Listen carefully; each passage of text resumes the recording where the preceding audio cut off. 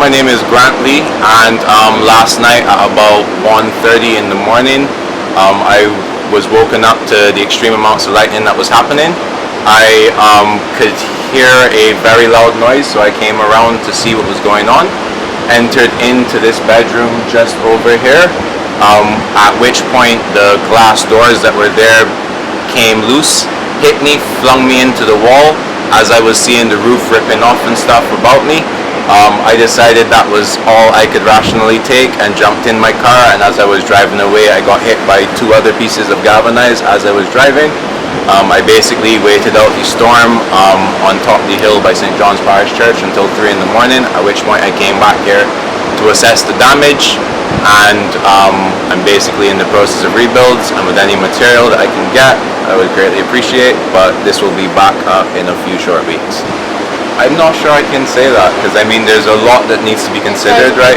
Well, in terms of being prepared, it is just know what is valuable to you, know what it is you need to do to protect that.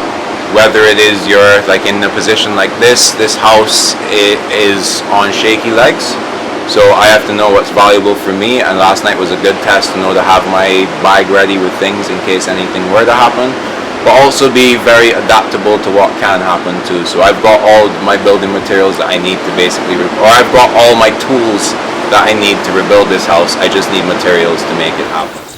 I was sleeping and I see the lightning flash, cause that's what wake me up. So in case of that, I hear my mother up and down through the house, and then I hear my brother. So it's like the door was flapping.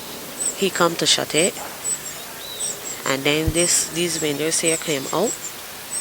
So he was just putting a piece of cardboard to like nail it back up.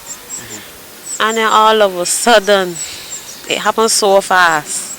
All of a sudden, it just blew right back. The top just blew right back. Well, you've said, everybody's saying it last night, but it's just early hours in the morning. It started with minutes to 1 o'clock, that's right. But definitely, I didn't wait to see a tall car. I shut off the TV a little before 10 o'clock. I went to see, because I hear what this weather can come. I then eventually want to use the bathroom. See, when it started heading so turning, I want to use the bathroom. I said I'm going to wait and see if it can cool off. But I said I can't hold no longer. So I get up, look for the car for cover TV, went to the bathroom. Yes. When I done use the bathroom, wash my hand, I come and lay back down the bed, wrap up. I quick saw in the split of a second, but you blast. When I look, you see in there, a big hole there, in the first bedroom. All I could do is wait to the front house there and make it through in the morning. I walk through sometimes, check it. You tell you prepare what. I don't like to hear what they prepare, because I'm frightened. People enough to come and say that I'm in a good news era, right?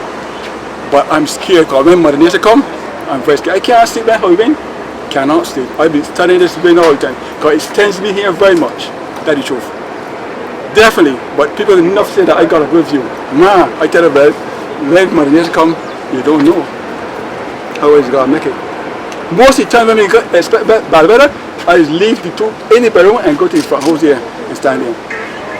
Okay, what happened? Yeah, man, last night I was laying down my bed, and my second granddaughter come here, me and her mother, which is my daughter.